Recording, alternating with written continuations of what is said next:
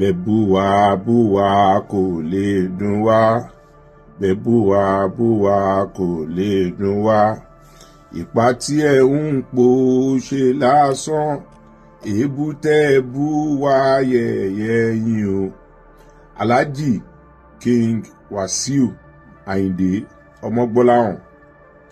Tí wọ́n bá ń wá ẹni tí Ọlọ́run bá kẹ́jù, ẹ wà lára wọn. Tó bá ń wá ẹni tí Ọlọ́run ọba tó nífẹ̀ẹ́ sí jù nílé ayé yìí, ẹ jẹ́ ìkan ní inú wọn. Ṣùgbọ́n ẹ kì í ṣe ẹ̀dá tó ní ìtẹ́lọ́rùn. Ìdí tó ṣe jẹ́ pé gbogbo ibikíbi báyìí lẹ máa ń fẹ́ tojú bọ̀. Gbogbo ibi tẹ́ bá dẹ̀ ti tojú bọ̀ rè, ibẹ̀ máa ń dàrú ni. Ọlọ́run bá kẹ́ yín débi pé ẹ kì í dọ̀bálẹ̀. Ẹ káàbọ̀ sí orúkọ ni. Ẹ wo, ẹ jẹ́ ká farabalẹ̀ ṣe rí fídíò sẹ́ wò lọ yìí. A máa play fún yín níbi tí wọ́n ti tú pẹ̀rẹ̀pẹ̀rẹ̀ àṣírí gbogbo bó ṣe ń lọ pátápátá. Ẹ ti mọ̀ wípé táwọn bá ti rí báyà wa kì í sọ. Ètí a bá sọ gan-an ayẹpa ti ṣe wádìí kúlẹ̀kúlẹ̀ pé ṣé òtítọ́ ni ọ̀rọ̀ yìí kó tó di pé a mú wá sórí kan ní fún ẹ̀yin olólùfẹ́ wa láti máa jẹ ìgbádùn gbogbo bó ṣe ń lọ lágbo òṣèré. Ìwọ tó bá ti subscribe, bóyá subscribe o lè túbọ̀ máa jẹ ìgbádùn gbogbo bó ṣe ń lọ pátápátá lágbo òṣèré. Ó yẹ ká sojú abẹ́ǹkó bóyá. Kí ọba kankan mọ́, ẹ máa ń nawọ́ sí wọn, ẹ máa ń gbà wọ́n ní ọwọ́ ni. Ọlọ́run bá kẹ́ yín débi pé kò sí ibi tí ẹ lè travel dé. In fact, ẹ travel ju pilot mi lọ. Ọlọ́run bá kẹ́ yín débi pé the best of the best obìnrin òun lẹ ti bá sùn. Ọlọ́run bá kẹ́ yín, ẹ tún ṣe abiyamọ. Ẹlòmíì ń ṣe iṣẹ́ lọ́wọ́lọ́wọ́ pé owó tóun bá pa ẹ̀yin lòun fẹ́ wá kó fún. Ọlọ́run bá kẹ́ yín débẹ̀. Obìnrin míì ń dúró pé bẹ́ẹ̀ ṣe rí kùjẹ́kùjẹ́ yìí, òun yìí máa bímọ fún yín. Obìnrin míì ń dúró pé sẹ́ẹ̀ kóun tó kú, òun máa bá yín ní nǹkan ṣe pọ̀. Ṣùgbọ́n ẹ kì í ṣe ẹ̀dá tó ní ìtẹ́lọ́rùn. Ìdí tẹ́ ṣe ń ranjú mọ́ Awùjalẹ̀ nìyẹn. Kò sí nǹkan méjì tẹ́ fẹ́ fi Awùjalẹ̀ ṣe. Ẹ fẹ́ fi rán oró ni. Ẹ fẹ́ fi rán oró gbogbo àwọn tí wọ́n búlì yín. Ìgbà tẹ́ ń dàgbà, nǹkan burúkú, gbogbo nǹkan burúkú ayé yìí òun lẹ ti bá wọn ṣe. Wọ́n dẹ̀ ní wọn ò fẹ́ ọba tó máa fi àpèrè ṣe retirement, ọba tó máa mú development wọ ìlú. Ìgbà tí Síkírù Adétọ̀nà máa jẹ ọba, àbúrò bàbá ẹ̀ ni ọba tọ́ sí 65 years ago. Ṣùgbọ́n wọ́n ní kò kàwé. Ìdí tí àwọn bàbá Odùtọ́lá tó ṣe lọ mú Síkírù Adétọ̀nà wá nìyẹn. Torí Síkírù Adétọ̀nà school bàbá Odùtọ́lá ló lọ. Àwọn bàbá Òkúnọ́wọ̀ wọ́n dẹ̀ ṣe kí ni, wọ́n gbárùkù tì pẹ̀lú àwọn bàbá Ṣónibárẹ́. Ó dẹ̀ fi ọmọdé ó fi jẹ́ tó fi dàgbà. Òun ni ibi tí ẹ̀yin ranjú mọ́ ní èní yẹn. Ṣé ẹ lérò pé akúrí ní President Bọ́lá Ahmed Tinubu ni? Wọ́n wá lọ́ọ̀dì irú yín lé àwọn prominent Ìjẹ̀bú lórí, àwọn Ṣọ̀tẹ̀, àwọn Adénúgà, àwọn Balógun Ìjẹ̀bú. Ṣé wọ́n wá gbé irú yín, wọ́n á gbélé wọn ní orí? Wọ́n bá fi yín jọba, àwọn èèyàn máa kó kúrò ní ìlú ni. Torí orí ti padà di irú nìyẹn. Fìbí kankan tọmọ wọn ní Ìjẹ̀bú. Dẹ̀ meet up criteria tí àwọn bàbá Awólọ́wọ̀ fi lẹ̀ pé kí wọ́n máa fi yan ọba. Ó gbọ́dọ̀ kàwé, ó gbọ́dọ̀ wà upright, ó gbọ́dọ̀ ní integrity. Ní ṣíkíní ní inú àwọn kárátà yẹn àti criteria yẹn. Tí wàá fọ́ sí age bracket ẹni tí wọ́n fẹ́ fi jọba.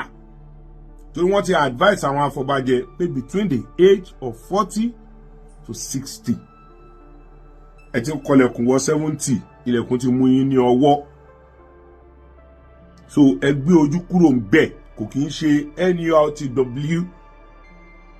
Ẹ̀yin lẹ dàárín àwọn NURTW, ẹ̀yin lẹ dàárín wọn rú.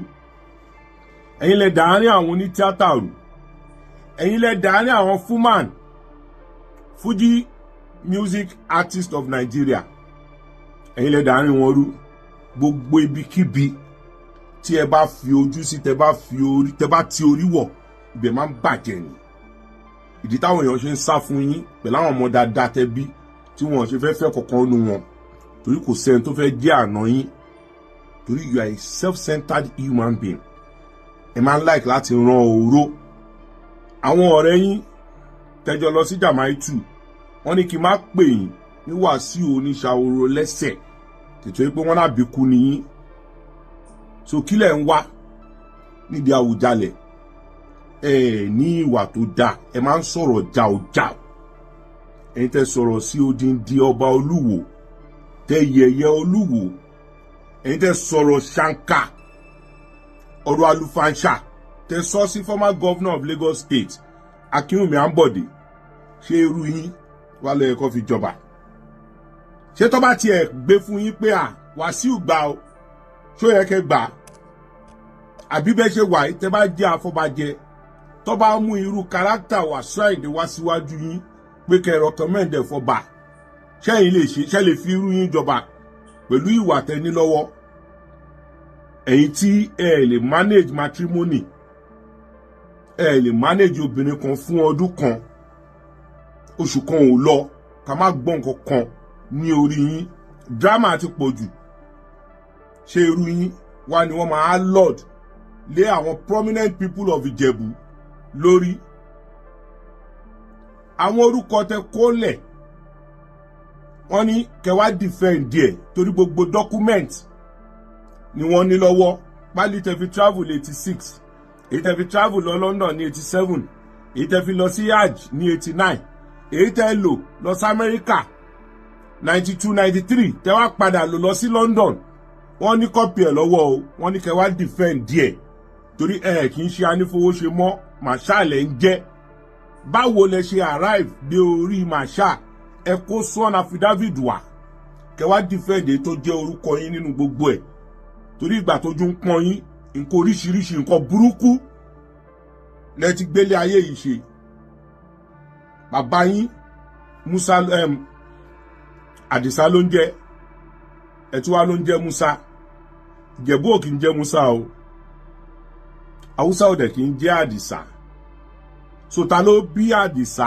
anífowóṣe ta ni bàbá tó bí bàbá Àdìsá Àdìsá ló bí Wàsíù ta ló bí Àdìsá ta ni bàbá bàbẹ́ ibo nìdílé yín ibo lágbolé yín ẹ tọ́ka sí kọ́ lọ bèrè yín bẹ̀ kò ń ṣe ilé ojúṣàgbọ́lá tẹ́kọ́ o ilé tẹ́ ti ṣẹ̀wá tẹ́ ti jáde torí Fìdípọ̀tẹ̀ tẹ́lẹ̀ tán mọ́ 18th century ní orúkọ Fìdípọ̀tẹ̀ jáde Fìdípọ̀tẹ̀ aka ni kò kí ń ṣe orúkọ èèyàn ọba tó fi ìdí ọ̀tẹ̀ polẹ̀ torí gbogbo àwọn èèyàn tó bá dìtẹ̀ pẹ̀lú ẹ̀ ó máa ń kọ́ńkà wọn ni ìdítọ́ ẹ nickname ẹ̀ ní Fìdípọ̀tẹ̀ nìyẹn so a lè trace ìran yín mẹ́rin back to 18th century ta ló bí Musa bàbá yín Àdìsá ta ló bí bàbá ta ni bàbá bàbẹ́ ìyẹn lọ́ní kẹ wá sọ o kò ń ṣe pé kẹ máa kọni pé entitlement yín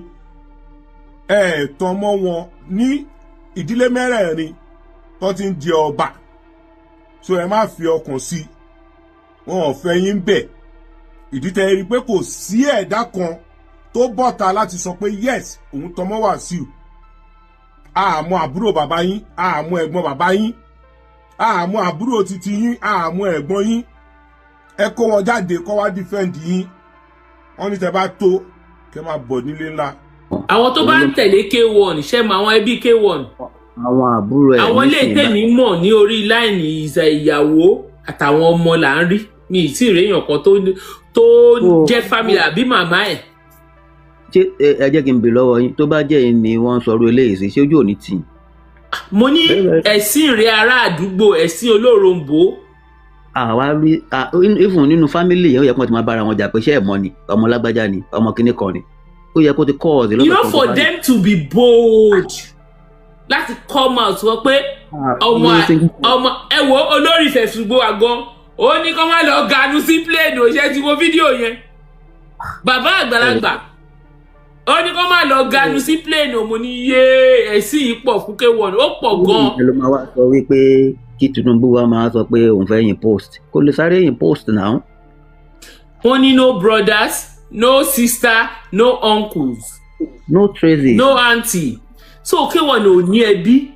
You don't even understand. Bí mo ṣe wà yín sí. Ẹ sure pé kini something is not correct. Kò lè jábí kan. Tẹ́ bá wá láti bí kan.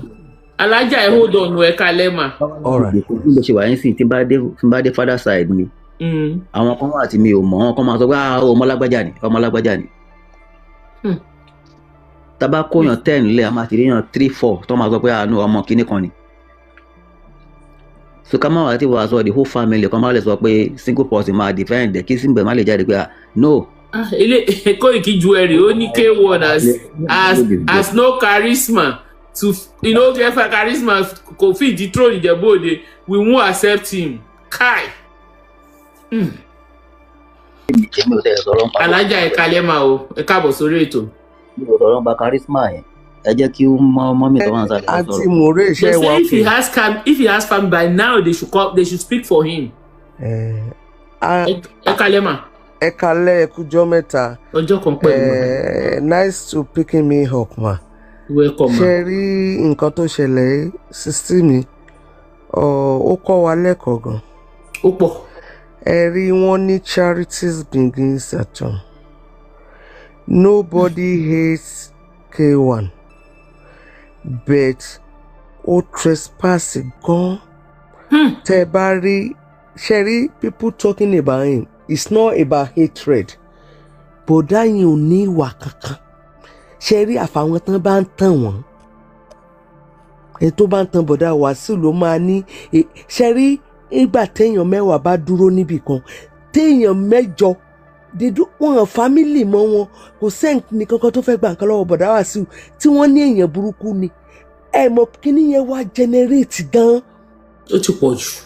Ní ẹdúró náà ká ní lágbolé wa nísìnyí mi ò lówó lọ́wọ́ ṣùgbọ́n ṣe rí tí n bá débẹ̀ tí n bá ní mo fẹ́ jẹ nǹkan wọ́n máa wò pé kí ni mo ti contribute sí inú agbolé yẹn gan màá tẹ̀ sọ pé ńgbà mo wà kékeré mo máa ń jíṣẹ́ fún gbogbo èèyàn tí anybody àwọn àgbàlagbà lè testify sí pé níkẹ́ máa ń jíṣẹ́ fún yàn kò ń rí àgbàlagbà fún. Ṣé ti gẹ́tẹ̀ bọ̀dá yóò ní nǹkan kan tí wọ́n tẹ̀ ká Ìjẹ̀bú general tán lè sọ pé Wàsíù ló ṣe lé. Ẹ̀kọ́ ó jẹ́ kí nǹkan tí kò fi lè dùn mí ni pé alágbe ò kì í tijú. Wàhálà ó yẹ kí bọ̀dá yẹn withdraw láti máa ṣeré láti múmẹ́ǹtì lọ kó lọ maintain tọrọ tó bá ti kó pamọ́. Ẹ̀sìn yẹn ti pọ̀ jù. Ẹ̀sìn is a disgrace. Bigger one ẹni tó sọ̀rọ̀ ẹnìkan sọ̀rọ̀ ẹ wo wọn ní foundation tó dáa fún àwọn generation wọn bá ṣe wáyé. Ṣé rí ojú ń ti èmi gan mi ò bá wọn tán pé ẹ dúró ná ẹ̀sìn lélẹ́yìn náà ṣé wá rí ẹ wá mọ nǹkan sísí Mòré ẹ jẹ́ kí n ṣàlàyé fún yín ẹ má fi ojú olóore yín gúngi. Ṣé rí jọ́ tí èèyàn bá ti dọ̀tí ẹni tó fún yẹn lóúnjẹ èèyàn máa tẹ́kù ni bọ̀dá yẹn máa tẹ́kù ńjọ́ tó ti deny Barrister ó máa tẹ́kù bó ṣe wà yẹn ni wọ́n ẹ̀ṣẹ̀ bẹ̀rẹ̀ ni nígbà COVID tó ti deny pé òun kọ ìṣẹ́ṣẹ́ rẹ̀ rí pé àwọn ọmọ Barrister náà òun gan rí pé Barrister Àyìndé ò sí láyé ó dẹ̀ rí a lot of people bá a ṣe dìde pé so tí Barrister bá wà láyé ó máa jù báyìí lọ ọjọ́ yẹn ni bọ̀dá yẹn ti bẹ̀rẹ̀ tó ti ń tẹ́ ẹ wá wò bó ẹ ṣe tún rí ó rùdù sáwọn àfa àmọ̀ pa àwọn àfa náà látọ̀. Àwọn yẹn ganu sí olóhùn níbẹ̀ wọ́n. ẹ̀yin náà ẹ wà ti gbà yẹn so wọ́n wá ń tẹ́ nígbà tí odidi irú Wàsíù tó ń ṣoúnjẹ fúnra rẹ̀ who does that? So òun kò trust gbogbo àwọn tí ń bọ́ skẹ́ẹ̀tì sí ní tó ń já pàǹtì ń di wọn gan and the worst embarrassment ni recently tó ń gba ọmọ ní party ọmọ 14 years you are not in his life I know they come out that you are a father ọmọ òfowó ló bọ̀ wálé ó yẹ kí Bísọ́lá gbá wọn létí ní party yẹn ni. ẹ mọ̀ pé ẹgbẹ́ hold on ẹ má sọ̀rọ̀ yín lọ. pé ṣé o ṣí èrè ni. nǹkan tó ṣẹlẹ̀. Are you there for him when we need you? You wasn't there.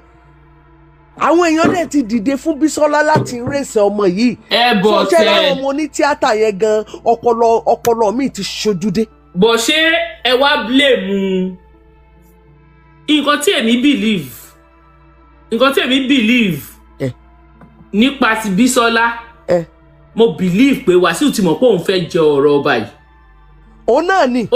Kò ń ṣe pé ó ní kí Bísọ́lá mú ọmọ yẹn wá síbẹ̀ ni. Imagine. Ọmọ ti bọ̀ wálé yẹn kò ṣẹlẹ̀. Bàbá scammer. Ó plan ni ẹ ní. Nǹkan burúkú. Tẹ̀rí àyàn wálé náà ẹ̀rí pé ó bá jà tẹ́lẹ̀ tíyẹn tú àṣírí ẹ̀. Ẹ wá mọ nǹkan. Ó ti tún padà lọ gbogbo ó make peace torí ọba yìí ni. Sisi More èmi àtàyàn ò lè máa sọ̀rọ̀ àṣesọ̀rọ̀ lé ní àsọ̀rọ̀ lánàá ojoojúmọ́. Torí ìgbà tí mo rí kinní yẹn before I comment mo kọ́kọ́ lọ inbox ẹ̀ náà pé àyàn lọ́wọ́ kí ló ń ṣẹlẹ̀ mo ń rí nǹkan báyìí máa yẹn wá padà pè mí ó ní kí ló ṣẹlẹ̀ ó wá ṣàlàyé bó ṣe ṣẹlẹ̀ because a lot of people wọn mọ tó ṣẹlẹ̀ wọ́n ní àyàn ọbẹ̀ ni Oscar àyàn ọbẹ̀ ó ní tó wàrántì mi tí mi ní tí disclose síta ní public ṣe mọ̀ oníkálukú ló ní the privacy so àyàn lọ́wọ́ náà. àní èmi lè bẹ́ẹ̀ tiẹ̀ sẹ́ ara throne yìí ní gbogbo ọ̀rọ̀ àyàn wálé bá wá tí ọmọ Bísọ́lá yẹn bàbá plan work ó plan ẹ̀ ni ó sọ fún Bísọ́lá kó mọ́ ọmọ yẹn wá síbẹ̀ ni. Ẹ ṣe sister mi I think so I thought so as well ọmọ tó sì ní life 14 years so why tó wá jẹ́ pé ní ọmọ òṣì wo ló ń bọ̀ wálé ó yẹ kó fọ èmi irú mi tó bá máa fọ ní etí. ọmọ yẹn kàn wo báyìí kò. ọmọ yẹn kàn wo níṣẹ́ ọmọ kan wo bí. ó tún wá lọ ń sọ̀rọ̀ sétí ẹ̀yìn wá fa ó manage ó fọ̀ sára ẹ̀ rẹ́rìn.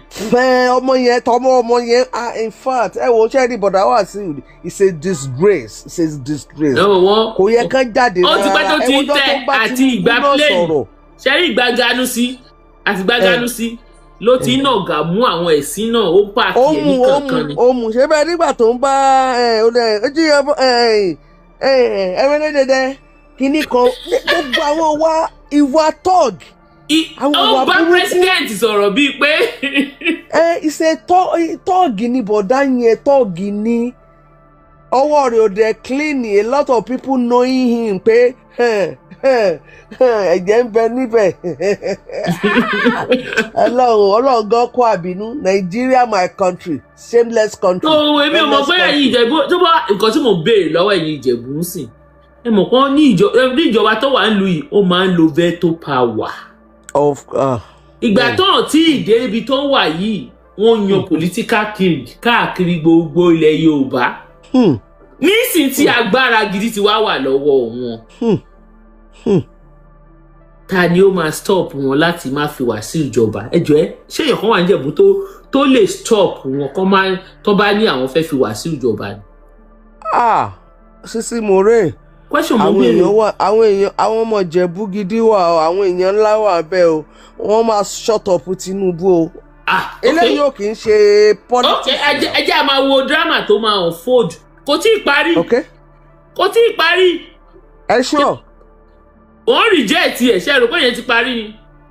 wọ́n dì sóònù ẹ̀ ni wọ́n ti ẹ̀dí jẹ́ ọ̀tọ̀ ní rejection. Mr. Mori ẹ̀ ṣọ́ra yóò it is not possible. mi ò kì í ṣe ọmọ Ìjẹ̀bú pọ̀ mo ń sọ fún yín màá tún wá sí màá ṣe show. ó lè ṣẹlẹ̀ ń Jẹ̀bú o. ojú ń tì mí Ọlọ́run. ó lè ṣẹlẹ̀ o ẹ̀yin èèyàn yẹ ẹ kàn ń wò báyìí ó lè ṣẹlẹ̀ o kò sí ìmọ̀ tó lè ṣẹlẹ̀ o. àwọn ọmọ Ìjẹ̀bú òde òre wọn kò lè ṣẹlẹ̀. Awujale throne is not a political throne. Okay. kò lè ṣẹlẹ̀. kò lè ṣẹlẹ̀. àwọn ọmọ Ìjẹ̀bú òde wọ́n gbáfẹ́ jù yẹn lọ. wọ́n dẹ̀ wà. wọ́n ti ẹ̀ lé àní wọ́n sọ pé kò lè possible. mo jẹ́rìí wọn Ọlọ́run Ìjẹ̀bú òde mo jẹ́rìí wọn ẹ mọ̀ kàn gbafẹ́ wọn gbajúmọ̀. àìbò Wàsíù máa dá sí a fún wọn akọ máa ṣe party every weekend ni. Sisi More ẹ máa gbọ́. adé orí ọ̀kí mà ní. Sisi More ṣe rí wọn ni kó má bọ́dá yóò ní repetition gidi. ẹ wò ṣe rí ká ní ẹni tó jẹ́ pé ó ní repetition gidi ni tó bá wọn sọ ẹ mọ̀ pé obì ló máa ń fa kinní kan lápò get mi ni. ọ̀rọ̀ dúdùn. ẹ ṣe bọ́dá yóò kò tiẹ̀ ní nǹkan kan tán lè wò mọ́ lára pé ok ṣé títì ló mi tiẹ̀ mọ nǹkan náà tí wọ́n lè sọ pé. sísá mo rí ìdè wáìn mi ni wọ́n ní mò ń wáìn ni wọ́n o mi ò wáìn yìí. wọ́n ní gbà Ọlọ́run. ìjọba tó wà lóde ni. wọ́n ní gbà ìkan tó bá fẹ́ ló ń ṣẹlẹ̀. mo trust wọn ṣe fẹ́ gbọ́ ṣe mọ̀ pé lánàá lady kan woman yẹn ó like bọ̀dá Wàsíù gan kò tiẹ̀ fẹ́ kẹ́ ẹ sọ nǹkan kan nípa ọmọ lánàá ó bínú tán ni mo ní for the first time woman yìí torí téèyàn bá fẹnu sí ọ̀rọ̀ Wàsíù báyìí ó fẹ́ lè bẹ́yàn lórí látòrí fóònù ó bínú tán pé náà ó ní kàn lọ wo bọ̀dá Wàsíù gan nínú gbogbo ojúde ọba nǹkan tó ń ṣe yẹn pé kò ní nínú members ló ń gan kò tiẹ̀ kò sí mo ní imagine pé is a member báwo náà pé òun gan tó ń tún jọmọ Ìjẹ̀bú Òde. wọ́n ní Ìjẹ̀bú Òde is not a no man's land. ok ó ti dáa ẹ máa tàn Àṣàbí ẹ máa kúlò bọ̀dá yẹn. why the Ìjẹ̀bú people no say anything when Wasiu was in store olórí ọmọ Ìjẹ̀bú people no say olórí ọmọ ẹnu pọ̀. àwọn èèyàn sọ pé lóòótọ́ èmi náà kí ló dé tí àwọn kí ló dé tán pariwo nígbà tó fi jẹ olórí ọmọ ọba mà. ẹ máa gbọ́ wọ́n ní last wife bàbá wọ́n ní ọ̀rẹ́ ó like bọ̀dá Wasiu wọ́n ní Ṣadé àbí nǹkan wọ́n ní ló ṣiṣẹ́ yẹn. wọ́n lò mọ̀ pé tí àgbàlagbà wọ́n ti wà ní 80s wọ́n ti wà dementia. so ọmọ kékeré tí wọ́n ń ráàyè kọwọ́ bọ̀ nídìí tán fọwọ́ ra lórí ọyàn tó bá sọ nìyí. so àwọn ará Ìjẹ̀bú Òde náà dẹ̀ dúró pé wẹ́ ṣé bẹ́ẹ̀ máa gbọ́ ẹ máa tọ́ no problem when you gone àwọn máa reset ìlú àwọn fúnra ara wọn. because tó hàn bá ṣe this time kíní yẹn ṣe máa accumulate ni so bóníkálukú ṣe ń jáde they don't hate him wọn kò sẹ́ni tó inú tẹ́ bá wo gbogbo fídíò táwọn fámìlì yẹn ṣe kò sẹ́ni tó hate bọ̀dá Wàsíù. wọ́n ní òun kọ́kọ́ ló máa ń pẹ̀jọ lórí ọmọ ọba o. nǹkan tí ò tọ́ sí wọn tó ná gàmú wọ́n ná gàmú sọ̀rọ̀ gidi. ó ná gàmú ẹ̀sìn pọ̀ wọ́n ná gà globally ni. àti pé ṣe rí mo tún wá wo nǹkan kan tí mò ń wo bọ̀dá yẹn ó fẹ́ gba ìdọ̀bálẹ̀ Ojúyọbọ ó dẹ̀ fẹ́ gba ìdọ̀bálẹ̀ Ìjẹ̀kí ọ̀fọ̀ owó. àwọn Gbénga Daniel ó fẹ́ gbogbo ìdọ̀bálẹ̀ tó ti dọ̀bálẹ̀ fún wọn yẹn ó fẹ́ collect ẹ̀ padà because if it is not so nǹkan tí ó kàn mí wáyé tí mo fẹ́ sọ pé mo fẹ́ ayé social media láwọ̀ ayé ìgbà tí a máa ń mú pépà ní Tribune tá a máa ń kà tá a rówó rà ó ti yàtọ̀ tó yẹ pé ntẹ́yìn a máa sọ fúnra eléyìí clear and clear ni ìyá tó ń tata ó máa tan social media ẹ̀ ó máa gbọ́ nǹkan so ó yẹ kójú tiẹ̀ máa tì wọ́n so ó wà embarrassing Ọlọ́run ẹlẹ́dàá ń gbọ́ why kó jẹ́ pé wọ́n fi ń ṣe bóyá oníṣègùn kan dẹ̀ sọ fún wọn pé wọ́n tún fẹ́ popular sí because I don't know the reason why lẹ́yìn kan máa disgrace ara ẹ̀. eléyìí ò ṣe popular ẹ̀sìn lélẹ́yìí o popularity kọ́ lé ẹ̀sìn. ọmọ àlèmọ̀ náà pé àbẹ́ ẹ̀mọ́ túmọ̀ nǹkan tán pé ni. ọbẹ̀ ni ọmọ àwọn kan tiẹ̀ ti relate wọn lọ Ìṣẹ́yìn pé bẹ́ẹ̀ ni wọ́n sin bàbá wọn sí. wọ́n ní bàbá ẹ̀ wọ́n ní kó lọ fi burial ground bàbá ẹ̀ hùn wọ́n. wọ́n lẹ́kìtì ló wà. Èkìtì ẹ wo gbogbo tán tí wọ́n gbọ́ rí wọ́n wá bá wọn wú jáde. ẹ dẹ̀ ń béèrè nǹkan kan ṣáyìn lẹ́ béèrè pé ẹ rí fámìlì bọ̀dá Wàsíù. mi ò rí sẹ́yìn rí. ẹ farabalẹ̀ ṣe rí nǹkan sọ náà nìyẹn bọ̀dá yìí ò dáa nínú wọn ní charities begins at home tẹ́ ẹ bá rí gbà tí màmá ẹ kú ó nẹ́gbọ́n kan wọ́n ṣó àǹtí yẹn ó ti gbójọjọ́ orí ẹ̀ lọ mi rò pé kò tọ́jú wọn sì lè rábúrò níjọ́ tí mo ti rìn mi gbọ́ àbúrò bọ̀dá Wàsíù rí bí òní lásìkò mi ò rí so kò tọ́jú wọn ni. wọ́n ní tí wọ́n kò tọ́jú wọn ni tí wọ́n bá ṣe rere ara kì í àyẹ. kò tọ́jú wọn kò tọ́jú àwọn àbúrò. ẹ bá wa power tap o. kò lè fi wọn. ẹ bá wa power tap ẹ ṣí à ẹ. kò lè fi wọ́n yangàn pé òun àbúrò. so ó ní family. ó ní family òun kọ́ ni ó lẹ́gbọ̀n obìnrin tẹ́ bá rí ẹ̀gbọ́n obìnrin. so kì í ṣe onìkan nìyá ẹ̀ bí. ta ló sọ bẹ́ẹ̀. mi ò mọ ni mò ń béèrè ni because mi ò rẹ́ni tó pera ẹ̀ lẹ́bí ẹ̀. ẹ̀gbọ́n yẹn woman yẹn jọ màmá wọn dẹ̀ jọ bọ̀dá wa sí ńgbà tó ní wọ́n ń ganú káàkiri yẹn. kò tọ́jú wọn n tó fojú àyàn lọ́wọ́ dé. eléyìí ni I hate from Fidipote. My father's house is built in Fidipote. He's never from Fidipote. No lineage. ẹgbẹ́ ni ẹ wọlé ká gbọ́ kó ká kanu sí. Can you come and tell us ẹ̀yin tẹ́ ní kò sí ń bẹ̀ ṣé ká gbé yín wọlé ká wá sọ fún wa. Then where is King Wasiu from?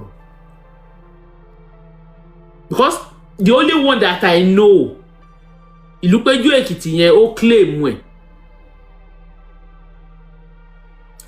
ó ní ẹ̀gbọ́n àtàbúrò.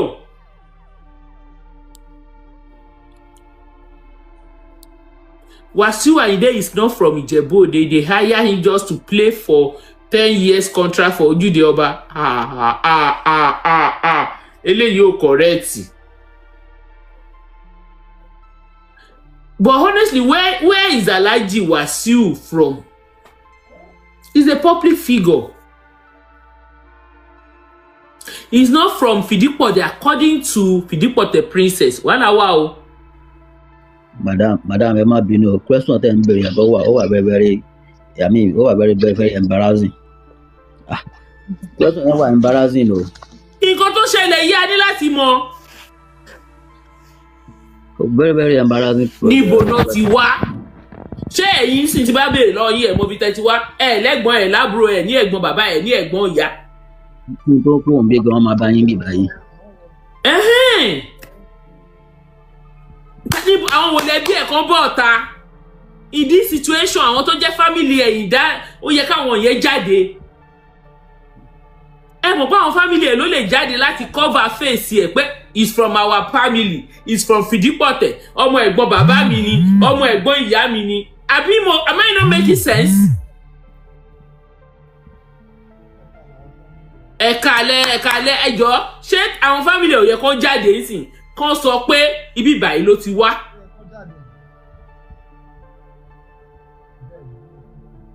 Ṣé kò yẹ kó jáde sà? Ọ̀nkú. Wọn wá jáde báyìí sìn kí la máa ṣe sí báyìí o. Kò lẹ́kọ̀ọ́ ní family bí yàgò family náà ni àbí. Education tí mo bèrè ò make sense. Nísìnyí wọ́n ti ní ó pè ní bastard. Ẹni Mr. Kọ́láwọlé ó ganu sí fún wa náà kí náà wá sọ fún wa. Ta ni Mr. Kọ́láwọlé? Ẹni tẹ́ gbé excuse me. Oh, I am proudly from Fidipote. Akoiki is a compound name. Yetigbonsi in Ijebu Ode. So èèyàn ara eléyìí sọ pé kò wá láti di. Mr. Kọ́láwọlé ti sọ tiẹ̀ lánàá. Ó kò dàbí pé wá confirm nǹkan tó ti sọ ni. Èèyàn kan ti sọ̀rọ̀ mú báyìí. Good evening sir. Pẹ̀lẹ́ sir ẹ kálẹ́. Sir. Good evening ma. I like what you're doing, but Emma Dekunwoti or Rosin Lendo as a journalist. I like your kind of person. Emma Dekunwoti or Rosin Lendo. So that they will not take you, they will not say Mrs. Maureen Losobai. That was the reason I came yesterday. Please. Emma Dekunwoti or Rosin Lendo. Etoba saw just Emma Eko Tenu Ijade. We all know this thing. Okay, they show his younger brother at his mommy's funeral. He looks very hungry, like he needs vitamin. Ẹ̀yin ọmọ Nàìjíríà yẹ dá o. Kai. Hello, madam. Ṣé mo lè sáré chip in one or two things? Go ahead, Isa. Ẹ kálẹ́. Ẹ káàbọ̀ sórí ètò. Mo kí gbogbo ilé o. Ṣé rí àwọn dádì wa tán sọ̀rọ̀ láìpẹ́ yìí tán sọ̀rọ̀ Mr. Kọ́láwọlé. Wọ́n rí sọ, I'm a trained journalist. I've been practicing for more than 26 years. Ṣé rí thank you, sir. Ó wà very, very sensitive. And ṣé rí a máa ń pe kinní kan ní source ní journalism ṣe rí ìgbà míì èèyàn máa ń ní credible source èèyàn tún máa ń ní source téèyàn máa believe pé wà credible tí ò dé wà credible. No, eléyìí tí mò ń lò lọ́wọ́lọ́wọ́ is very credible. It's from the family. Ẹ wo bí mà. Information tí mò ń sọ yìí family ló sọ ṣé kí tún play ẹ̀ fún yín. Ẹ ní sùúrù mi ò mọ Alhaji Wasiu Ayinde. Mrs. Maureen. Ọmọ Ìjẹ̀bú Òde lèmi náà. Ẹ wo bí ẹ jẹ́ kí n ṣàlàyé nǹkan kan fún yín. Mo ti wà ní ìlú òyìnbó sí kó ṣe pé mi ò níwèé. Bàbá mi ti kú, màmá mi ti kú. Mi ò lọlé in the last 16 years. Àwọn èèyàn ò mọ ibi tí mo wà. London lọ sí bí pé mo wà so tí n bá bọ́ta ní bíbá yìí sí tí n bá sọ pé ọmọ Ìjẹ̀bú Òde ni mí àwọn èèyàn kan máa ní ọmọ Ìjẹ̀bú Òde tó níwèé ni ò ṣe lọlé látijọ́ I'm an American citizen but everybody ló ní reason bó ṣe wà yẹn ó lè jẹ́ ìwà ẹ̀ ni ò jẹ́ káwọn ẹbí fẹ́ súnmọ́ èmi ò sọ pé ó tan mọ́ fòṣègbù àbí fìdí fọ́pọ̀ tẹ o ṣùgbọ́n ọmọ Ìjẹ̀bú Òde ni Alhaji Wasiu but mi lè sọ fún yín pé ilé báyìí ló ti wá ṣùgbọ́n ọmọ Ìjẹ̀bú Òde sọ̀rọ̀ so ṣe rí nǹkan tí àbá lè fìdí ẹ̀ múlẹ̀ bọ́n ṣe train wa as a journalist ẹ má jẹ́ ṣe rí. Mr. Bafana, you are not getting me no ṣẹ̀ṣẹ̀ join the platform yìí ni I never said mo ní àwọn fídíò tí èmi wò yìí wọ́n ní ọmọ ṣé kí play ẹ̀ kí gbogbo ayé gbọ́ ní èmi nìkan pọ̀. Báwo ni kí ni credibility fídíò tẹ wò. Fídíò yẹn. Kí ni credibility fídíò tẹ wò. Àwọn ẹ̀dà ìdílé wọn náà làwọn ò mọ̀ ṣé ẹ̀ sí lọ́rọ̀ online ni. Okay nǹkan kan ṣẹlẹ̀ nínú list Super Eagles. No, I need to play it so that pé ẹ fẹ́ get ẹ̀. Àwọn ẹ̀yin lẹ get wa. Ẹ̀yin kankan mo get yín ẹ̀yin lẹ́yìn ò get mi mo mọ̀ nǹkan tí mo sọ ẹ̀gbọ́n nǹkan tó sọ. Ìbílẹ̀ ìjọba ìdìbò náà ṣe báwọn family wọn ló jáde síta. Our family and this is from the ruling house. Báwo lẹ ṣe mọ̀ wípé mo fẹ́ bẹ̀rẹ̀ question. Báwo lẹ ṣe mọ̀ pé wà credible. Bí kìíní ṣe ń lọ yìí. Brother, any journalist. My source is credible. This video is credible. Tí wọ́n bá fẹ́ ṣe irú nǹkan báyìí. For 16 years. Ẹ jẹ́ bẹ̀rẹ̀ question for lọ́wọ́ yìí. Ẹni sùúrù ṣé mo lè gbé question kan lọ́wọ́ yìí torí. See this video tí mo play lọ́wọ́ is credible. Ṣé ọmọ Ìjẹ̀bú ní lóòótọ́? Family wo ló ń jẹ́ anífowó ṣe ń Jẹ̀bú ẹ sọ? I need láti mọ̀. Okay. Ẹ náà ní I need ọmọ Ìjẹ̀bú lẹni tó ń bá yín sọ̀rọ̀ ẹ sọ ẹni Ìjẹ̀bú ń jẹ́ anífowó ṣe. Ẹ wo bí. Àwo bí ẹ dáhùn question tó ẹ ní sùúrù ẹ náà ọmọ Ìjẹ̀bú ní yín. Àní ẹ lè prove ẹ pé. Ẹ ní sùúrù Ìjẹ̀bú ẹ ní sùúrù. Àwọn ruling house wọ́n ní kò ń ṣọmọ wọ́n ní kò ń ṣọmọ wọn. Wọ́n reject ẹ̀ openly. Ẹni brother tó ń argue ẹni sùúrù ẹ má argue blindly. Ẹ sọ Ìjẹ̀bú ń já ní fowó ṣe. Ẹ sọ Ìjẹ̀bú tó ń já ní fowó ṣe. Ẹ sọ ibi tán. Ẹni sọ ibi tí mo bá yín sọ̀rọ̀ Ìjẹ̀bú ni ìyá mi Ìjẹ̀bú ni bàbá mi. We are learning. Saying someone is arguing blindly is an insult. Ẹ jẹ́ ká ṣe constructive criticism ní kẹ́ jẹ́ ká ṣe ń bí báyìí. We are all learned. Saying someone is arguing blindly is an insult. So I withdraw statement. Okay, ẹ má bínú mo withdraw. Ṣẹ̀rí orúkọ is just an identity. Ẹ̀rí ẹlòmíì ìgbà tó wà ní school Akíndélé Akínwálé ló ń jẹ́ all of a sudden ẹ kàn gbọ́ pé ẹjọ́ sí àwọn kan wà àwọn orúkọ àwọn parents wa ò ń ṣe wọ́n kàn jó orúkọ o orúkọ àwọn bàbá wa àwọn parents wa àwọn ìdílé ibi tá ti wá àkójọ orúkọ sàmó disagree sà. Tẹ́rí àwọn nǹkan tí mò ń rí ń bíbá ó dàbẹ̀ pé people are forming opinion. People are not ready to deal with facts. The fact that pé àwọn ẹbí sọ̀rọ̀ kò mean pé wọ́n wà honest. Àwọn ẹbí wọ́n lè ti wà compromise.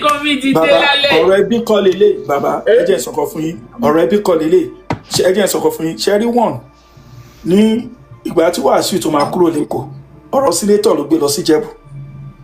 At the end of the day àwọn tó bá ń bẹ̀ orí pé òun ò lè contest pẹ̀lú wọn ilé ìyẹ́ ẹni tó bá jẹ́ ọmọ Ìjẹ̀bú Òde ń bá understand tó kọ́ níbi ọ̀run fẹ́ ní Adéfisàn kò parí ẹ̀ dọ́là 2 ní Ìjẹ̀bú tó náà wà àgànmọ́ gbádùn ẹ̀ wọ́n ló kọ́kọ́ náà ní fowó ṣe ní ẹ́ later on Oni Adésànyà tún ní ẹ́ báwo ló ṣe máa jẹ́ orúkọ méjì lẹ́ẹ̀kan náà. Gbogbo nǹkan tí à ń sọ yìí kí abárí ẹni tó lè investigate ẹ̀. bàbá ọmọ Ìjẹ̀bú àwa ẹni sùúrù ẹni sùúrù bàbá Ìjẹ̀bú ẹni sùúrù ẹni tó bá lè prove ẹ o mo prove Ìjẹ̀bú mo gbé lọ sùn ẹni sùúrù. Somebody said Wasiu is from Atiba kí ló ń jẹ́ bẹ́ẹ̀ ibì kan tó wà ní Ìjẹ̀bú tó ń jẹ́ Atiba ni. Atiba wà ní Ìjẹ̀bú yeah. The one is from Atiba beside Atiba wà ní Ìjẹ̀bú ṣẹ́rí this is it Ìjẹ̀bú làwọn àti law school àṣẹ kékeré even ọmọdé tọ̀nà tó lọ grammar school last born ọkùnrin àwa mọ̀ junior wa ni èmi lè sọ little fún yín nípa Ìjẹ̀bú èmi ò ń ṣe pẹ́yìn tó kúrò ní school Ìjẹ̀bú mo ti ṣe kékeré mo ti ṣe secondary school mo ti ṣe institution ìgbà tí Wàsíù wọ Ìjẹ̀bú Òde padà àwa lè sọ yí ẹ̀yẹ fún yín. gbogbo nǹkan yìí ẹ̀ tí ì ní proof. kí ni kó wá ní proof tẹ́tí wá. ṣèbó fi ní fọ́ọ̀mù fáwọn fámìlì abẹ́ ti gbàgbé ní tí ọ̀rọ̀ bàbá náà. ìbádé court ń sìn ṣẹ́ni tí ọ̀rọ̀ ìbádé court ń sìn tẹ bá fẹ́ disqualify ẹ̀ wọ́n máa sọ fún yín pé ẹ fún àwọn ní proof pé kò ṣe ọmọ Ìjẹ̀bú Òde. ok màá fún yín proof méjì tẹ́mi mọ̀. with paperwork. ẹ gbàgbé èmi á fún yín proof méjì tí mo mọ̀ ẹni sùúrù láti ìjọ tí Wàsíù ti wà ìjọba Wàsíù ṣe remembrance bàbá ẹ̀rì. èmi náà gbé Ìjẹ̀bú Òde náà. ṣé ó ṣe remembrance bàbá ẹ̀rì. kò matter that's not kò ń ṣe excuse. nǹkan ṣẹ́rí èmi ò mọ́rí mi ò like ẹ̀ but èmi kàn fẹ́ jẹ́ kẹjẹ ká ṣe nǹkan ní ọ̀nà tó tọ́ tó bá wù mí ẹlòmíràn láì fún wa náwó sí. bàbá ẹ má bínú ẹ jẹ́ last question mi ò ní bèrè kankan lọ́wọ́ yín mọ́ so tí Popsi bá dàgbà tó dé ibi àgbà ń rè tó kú ẹ ní ṣe remembrance wọn. mo ti ṣe tó kú wọn mi ò ní ṣe remembrance kankan it's a waste of fund it's a waste of money. Remembrance kí ni remembrance tí bá fẹ́ rántí bàbá mi I can go to the grave side and pray. Why am I looking at I'm mọ̀ pé Ìjẹ̀bú ló ń ṣe yẹn. Ok níbo ni bàbá Wàsíù kú sí ẹ tún sọ̀rọ̀ fún. Ẹ̀rí gbogbo àwọn yẹn. Wọ́n ló kú sí ìlú Péjú Èkìtì. Ẹ jọ̀ọ́ ẹ má bínú o ẹ jọ̀ọ́ ẹ má bínú Bafana. Yes. Brother mi pẹ̀lẹ́ nígbà tẹ ní wasting of money ní ká ní wọ́n ṣe remembrance bẹ́ẹ̀ wọ́n lè lọ gbàgbé pati onípati àwọn tó ń ṣe remembrance tó ń gbowó ẹ̀. ṣẹ̀rí philosophy oníkálukú yàtọ̀ èmi máa prefer fúnyàn ní owó ọmọ fi lọ sí school than kan ná owó sí òkú is gone òkú is gone mo máa prefer kí fún èèyàn lówó. bẹ́ẹ̀ bọ́dá wà sí ìlọ́bí olókùn tó ń gbowó bí tẹ́ fi wéṣẹ̀ owó náà.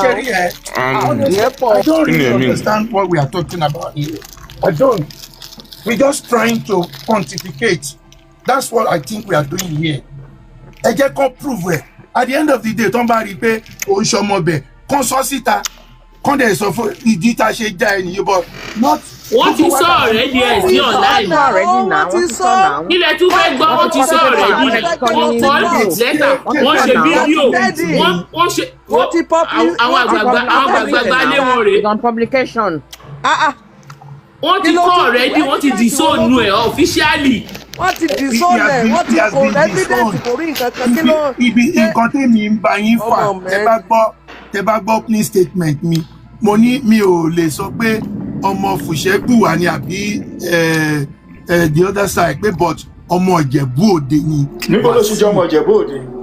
ẹ̀yin ni kẹ́ prove ẹ̀ náà ẹ̀yin lẹ ń sọ pé kò ń ṣọmọ Ìjẹ̀bú Òde. màá tún sọ kọ́kọ́ fún yín ẹni sùn brother mi ṣe sọkọ fún yín Bafana ẹ jẹ́ sọkọ fún yín tẹ bá ń fọ́ tẹ bá jẹ́ ọmọ Ìjẹ̀bú lóòótọ́ ìgbà tí Wàsíù joyè olórí ọmọọba tọ́bẹ̀ sí ń pè ní ọba lọ́la tó jáde pé kọ́kọ́ ṣọ̀nẹ̀ ṣẹ́ńkó stop ìgbà tí Wàkúùs ṣọmọ Ìjẹ̀bú nílò tó ṣẹ́mẹ́ tó ń jẹ́ Wàkúùs. ẹ wo bí ẹni sùúrù ẹ̀mí náà sì lé ìlú òyìnbó làwà but àwọn amóforíwàsá ṣẹ́mẹ́ tó ń jẹ́ Wàkúùs ìgbà tó jáde tó sọ fún Wàsíù ìjọ kìíní àná pé níbo la gbolé wọn. Wàsíù ló kọ́kọ́ Wàkúùs ló kọ́kọ́ sọ ọmọ Ìjẹ̀bú tó bá ń bá máa mọ ẹni tí mò ń sọ. ṣẹ́rí ẹjẹ́ ń dáhùn question yín yẹn o tírú èèyàn bíi Wàkúùs yẹn bá jáde pé ibo ni agboolé Wàsíù then what are we the Ìjẹ̀bús kí ni nǹkan tá à ń ṣe nígbà tí ọba Adétọ̀nà may so rest in peace ìyẹn kọ́ ló wọ́n jẹ́ olórí ọmọọba. why táwọn mo Ìjẹ̀bú agree ṣe pẹ̀lú yín lórí yẹn protest? kí ló dé tán Why tí wọ́n ṣe protest? go against ẹ̀ bó ṣe go No, against tí wọ́n ẹ̀. ṣe protest? Sister Maureen, Why are we this is protesting it. now? Olórí ọmọọba is a ceremonial title. Wàásù ló It is. ló fi wọ̀ classify pẹ̀bí. but it is. Wọ́n fi wọ̀ pẹ̀bí. No, Wàásù ló ṣe the way bẹ́ẹ̀. It's ceremonial àmàlà tí wọ́n fi title. ṣe títí ẹ̀ kò jẹ́ kó Wàásù ló ṣe tiẹ̀ bẹ́ẹ̀. It's a ceremonial title. mọ́. The way àmàlà tó fi ṣe títí ẹ̀ kò jẹ́ kó Not look. Kò sẹ́ni tó ṣe tiẹ̀ bẹ́ẹ̀ Wàásù ló fún ceremonial. gbòdì.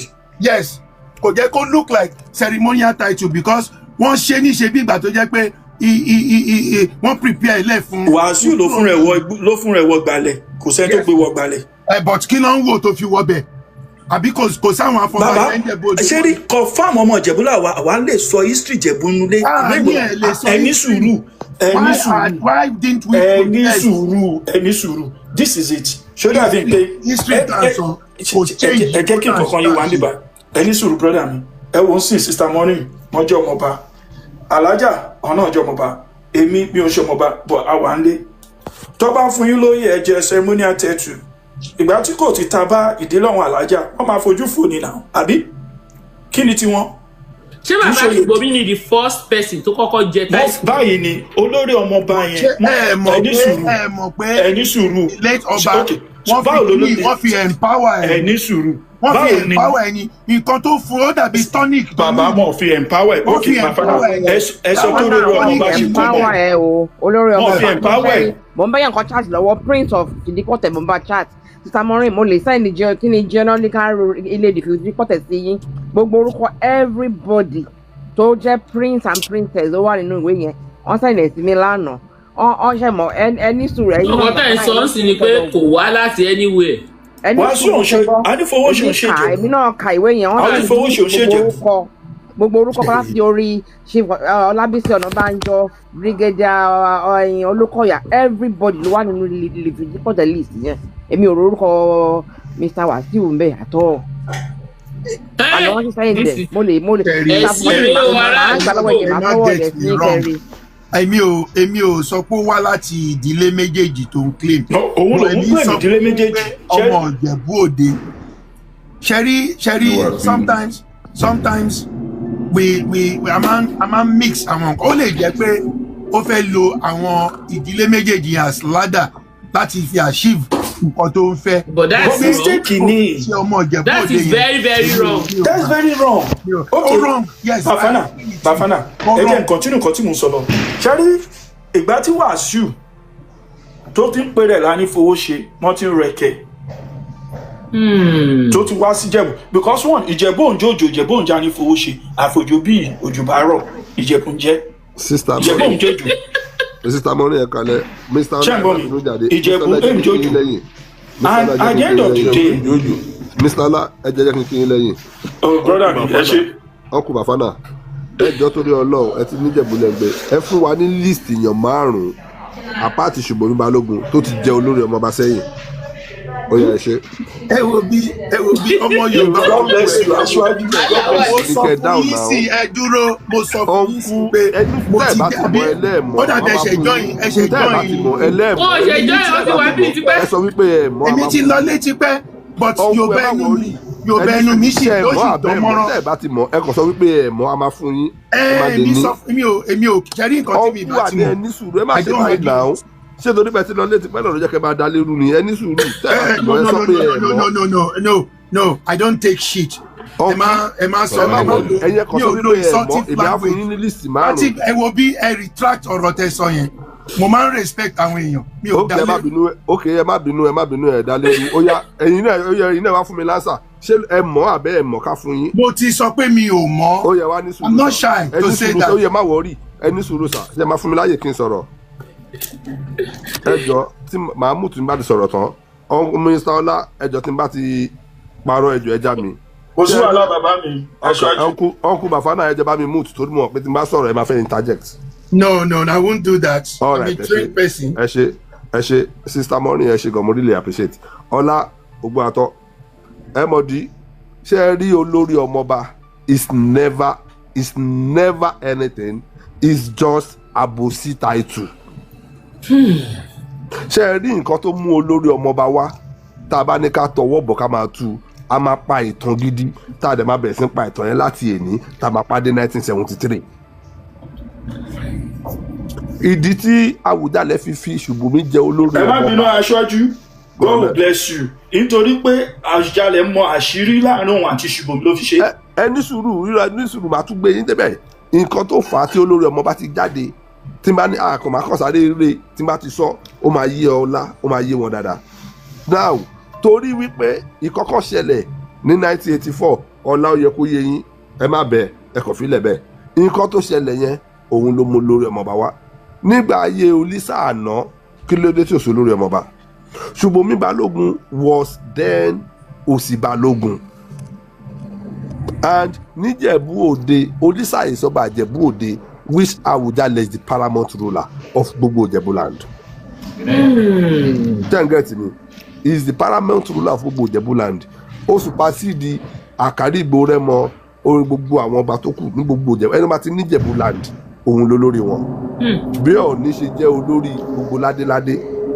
Ìwọ̀n aṣáájú ẹ làdé ibi tí ẹ pé ọ̀tẹ̀ fi wá tó fi sọ́ di Ìjẹ̀bú land ẹ má sáré because wọn kan lè má tún understand ibẹ̀ yẹn. irọ́ ẹ má jẹ́ ká mi lọ rẹ̀. yóò kọ́ tẹnu ẹ̀. so ṣe gbádùn mi ṣe rí ọ̀tẹ̀ tó wáyẹ ó ti yé ọlá mi ó ti yé Mr. Ọlá nǹkan tí mo sọ pé ọ̀tẹ̀ yẹn ṣẹlẹ̀ ní 1984. ó ti ń kú. ẹ bá mi pa wá táàpù ẹ jọ. ṣe ń gbọ́ ó ti ń kú bọ̀ látẹ̀yìn ṣe rí ká ní pé nǹkan ò tí ì ṣe wá ni tí wọn ò tí ì gbé wèrè wá fún wa táì tí ì gba wèrè ọ̀pọ̀lọpọ̀ alábàámọ̀ nǹkan tó wà níbí wọ́n ti fi ẹ̀sìn kó wa lọ́pọ̀lọpọ̀ wọ́n ti fi ẹ̀sìn kó wa lọ́pọ̀lọpọ̀ wọ́n ti fi nǹkan ṣe wá.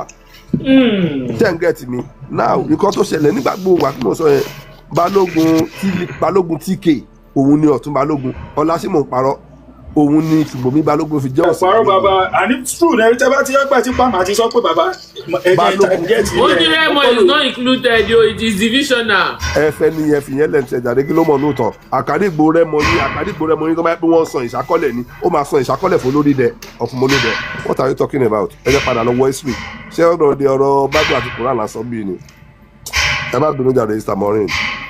so now kí lorúkọ ẹ Balógun TK was Ọ̀tún Balógun then. ẹjọ́ kú tó wà sálẹ̀ yìí Fatai kí ní pẹ́ bá mú ariwo yẹn pọ̀. Fatai àdúrà Fatai. à ń gbọ́ wọ́n ti mú. wọ́n lu kankan lọ́dọ̀ yín kí ní yẹn pariwo. wọ́n lu kankan. okay all right now. ẹ mute ó ń pariwo. ṣé kí mute wọn ni. ẹ go ahead. so Balógun TK dòdò ń dá wà òun ní Ọ̀tún Balógun tí Ṣùbọ́mi wà ní Òsì Balógun Ṣùbọ́mi ò tí ì di olórí ọmọọba ń gbà yẹn o ẹ má gbàgbé pé ọ̀tẹ̀ yìí ti wà ńlẹ̀ láti mú pa máa tú dé 73 tá a bá ń tu gbogbo àwọn àṣìṣe Awujale la máa tú jáde o mo ṣe ní ká ṣe ìdìbò nígbà tí Balógun TK wá gbéṣẹ́ tó lọ Ṣùbọ́mi Balógun ní láti múùfù síwájú Olísà dẹ̀ ni ó ń fi Olísà ló entitled láti fi wọ́n jẹ tẹ́ ẹ bá lọ sí palace Awujale it's just like it's just like an event hall lady paperwork kankan mẹ́ palace Olísà bí Awujale ṣe jẹ́ paramount ruler fún gbogbo àwọn ọba ni Olísà jẹ́ assistant ẹ̀ àti chief of staff bóun ṣe jẹ́ paramount ruler. aṣáájú ẹ má bínú sá ẹ má la Olísà Oni kábíyèsí Oni ọba Ìjẹ̀bú Òde. mo ti lábẹ yẹn mo ti sọ fún Olísà ní ọba Ìjẹ̀bú Òde Awujale is paramount ruler. what of that ṣé Dágìrìn ni àbí èwo da. Jàgìrìn yàtọ̀ Jàgìrìn òun ni àwọn tó máa gbé adélé Olísà lórí ní ó máa gbé adélé Awujale lórí Jàgìrìn àti àwọn tí kí lorúkọ ẹni àti Àpẹ̀bí àwọn ló lè gbadé Awujale lórí àti Mùgóòṣì ibùdó ògbó Mùgóòṣì of ibùdó ògbó àwọn tó lè gbadé Awujale lórí nìyẹn tí Awujale tó jẹ láti gbàtà Awujale tí wọ́n ti gbadé Awujale lórí ni Mùgóòṣì ti kú ló ti lọ wọn ò dẹ̀ ti jẹ Mùgóòṣì míì wọ́n ṣẹ̀ lè jẹ Mùgóòṣì míì ní ìsìn ni tí wọ́n bá dẹ̀ jẹ Mùgóòṣì míì báyìí tí Mùgóòṣì bá fi lè gbé adé Awujale lórí táwùjalè yẹn tún fi máa gbèsè wọn ò gbúdọ̀ fojú kanra wọn mọ́. yes wọn ò gbúdọ̀ fojú kanra wọn mọ́ òun àti Mùgóòṣì of ibùdó ògbó bí ibùdó ògbó ṣe kéré tó yẹn nǹkan tó wà ń bẹ kúrò kékeré nínú ìṣẹ̀ṣe. ẹgbẹ́ òkè lámú rẹ̀ nídẹ̀ẹ́po níbẹ̀ wà a máa sọ fún yín.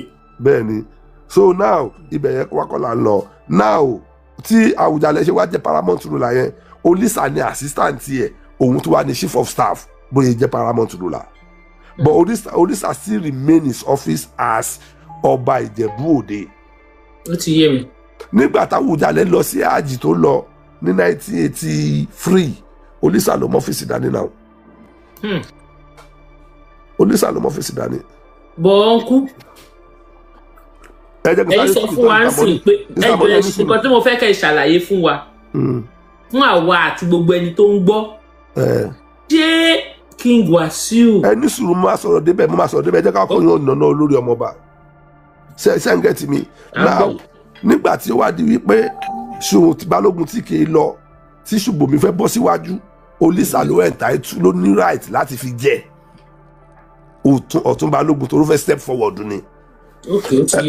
ẹ má gbàgbé pé ọ̀tẹ̀ yẹn ti wà nílẹ̀ tẹ́lẹ̀tẹ́lẹ̀ láàrin Olisa àtàwùjalè ìjà ti wà láàrin wọn.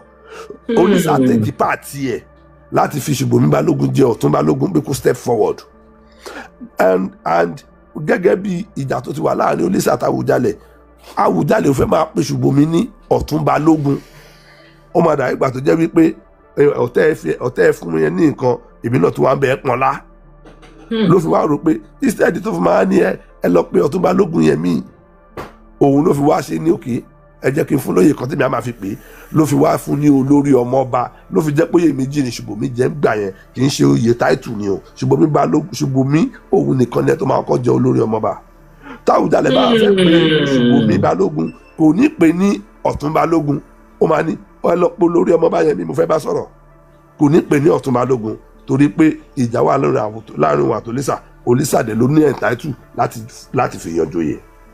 That's correct. nǹkan tí tó fi mú olórí ọmọọba fi jáde nìyẹn nígbà tí Ṣùbọ́mi Balógun wá gbèsè tí Ṣùbọ́mi Balógun lọ ẹ kóòtù mi ẹ rìkọ́ọ̀dù bí tó ń fẹ́ sọ yìí ẹ jẹ́ kí n ní sùúrù tẹ́ bá ti ṣe screen record yín ẹ jẹ́ kí n mọ̀ ẹ rìkọ́ọ̀dù bí tó ń fẹ́ sọ yìí Awujale ti wà lórí sick bed nísìn tí ó ti lálàáfíà mọ́ over 30 years ni. Wow. second olórí Awujale olórí ẹ̀ tó kéré jù òun ló ń pàṣẹ pálásì yẹn owó wípé ẹ ló màmá mo fẹ́ rí yín lásán tí Wàsíù fún olórí was 20 million ló pé mo kàn fẹ́ rí yín lásán kó lè gbọ́ tèmi olórí tá à ń sọ yìí ó fi ọ̀rẹ́ ẹ̀ jẹ́ ìyá lọ́jà láì bàbá ẹ má bínú ẹ jẹ́ kán mọ̀ olórí kékeré ló mú Wàsíù wá. olórí kékeré náà ni mò ń sọ. òun ló má Wàsíù máa fi. òun ló mú Wàsíù wá àfin. àfi ẹ ṣe ẹ máa làájá òun ló mú Wàsíù wá àfin. 20 million ló fún ẹni tó bá Wàsíù tó bá bólórí sọ̀rọ̀ mo mọ̀ ọ́. nígbà tó fẹ́ rí olórí 20 million ló fi sínú envelope tó kó lólórí lọ́wọ́ òkè kí ló fẹ́ bàbá mo fẹ́ jẹ Ọ̀túnba ni olórí ọmọọba gọgọ kọ́ ló jẹ Ọ̀túnba Ṣùbọ́mi oyè tí Ṣùbọ́mi jẹ Ọ̀túnba yẹn ló jẹ ìnádà láti má jẹ́ kí wàhálà ṣẹlẹ̀ kọ́ wà lè máa rí pé bóyá ipò Ọ̀túnba yẹn yìí wà vacant náà wá kó wá ṣe lé olórí ọmọọba ọ̀nì nọ́ọ̀sì kò sí nǹkan tó ń jẹ́ pé ẹ̀bí wá sí òun lọ ìpè bí o ó design ara nǹkan tó ṣe yẹn ni o.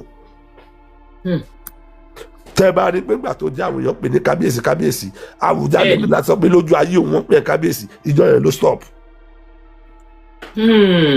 tó fẹ́ kulẹ̀ àbò fẹ́ lówó ẹ̀ẹ̀kan yẹn kọ́ pé Awujale máa ṣe fún àwọn tó jẹ́ bàbá ẹ̀ gan wọn ò gbá méjì lọ́wọ́ Awujale.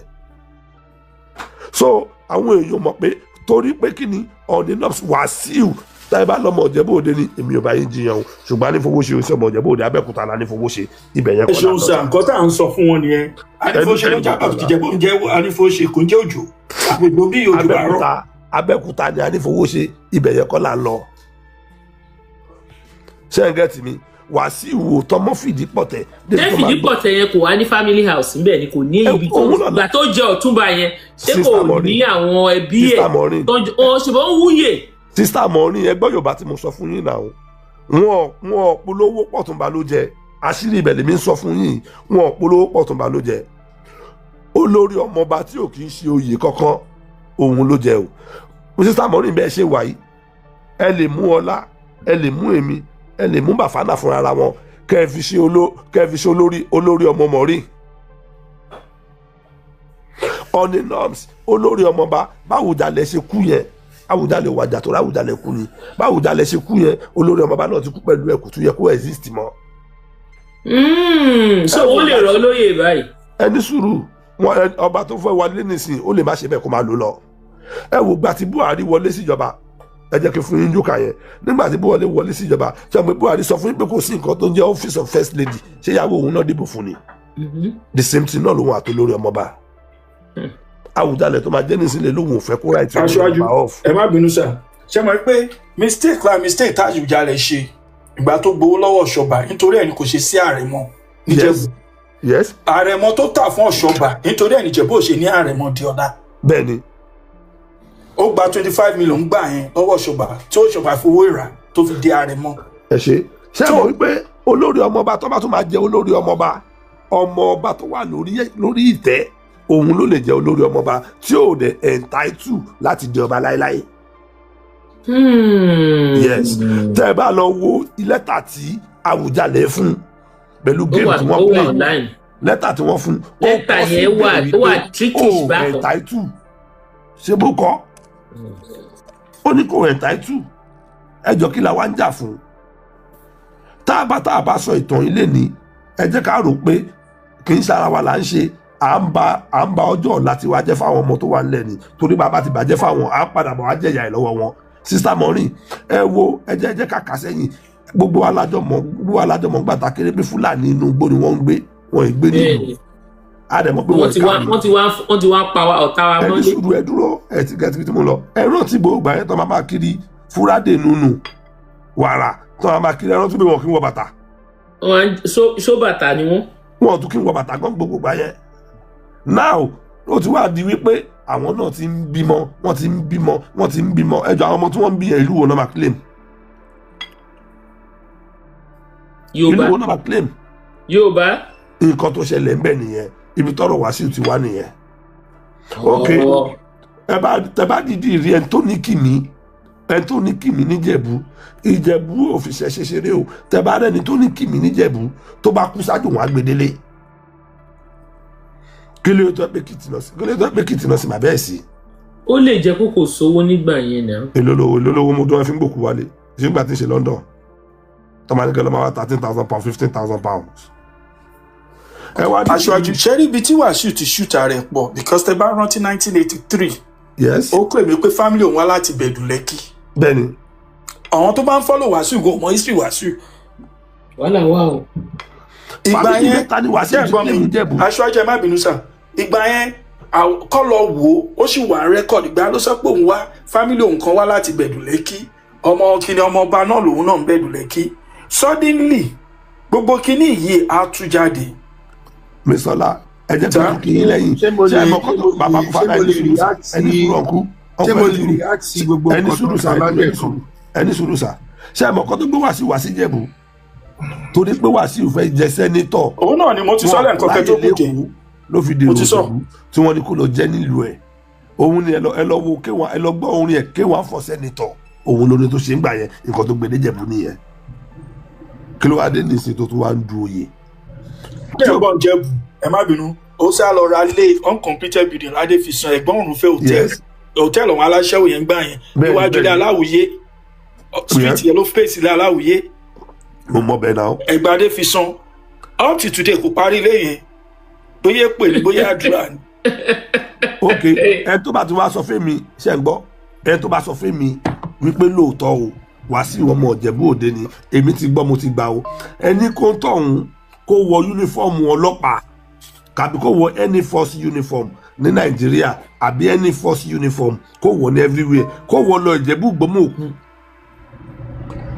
tó bá ti padà wá màá fọwọ́ sí kí Wàsíù lọ jà Awujale. kí ló ń jẹ́ Ìjẹ̀bú ibo ló ń jẹ́ Gbómòkú. Ìgbómòkú wà in between Ìjẹ̀bú-Ifẹ̀ àti Tèlé. Ìjẹ̀bú-Ifẹ̀ ni mò ń wọ uniform ọlọ́pàá òǹdè bẹ́ẹ̀ ọlọ́pàá ẹ̀ máa gbẹ ni. bó bá wọ uniform tó bá wọ uniform yẹn ọ̀run ni wà á ti bọ̀ òní bọ̀ láyé. ó máa gbẹ kú ni. ọlọ́pàá ọmọ Ìjẹ̀bú-Ifẹ̀ ni mí. Ìgbómòkú ló ń sọ. in between Ìjẹ̀bú-Ifẹ̀ àti Tèlé ló wà. Ìtèlé. in between. Ìtèlé Mùṣín. Musi wà lẹ́yìn náà. Bádìjọ ni mí náà so mo mọ nǹkan tí mò ń sọ ìyàwó Ìjẹ̀bú ni mí. Ìgbò lọ síbẹ̀ dára so. Ìlú kékeré ni o.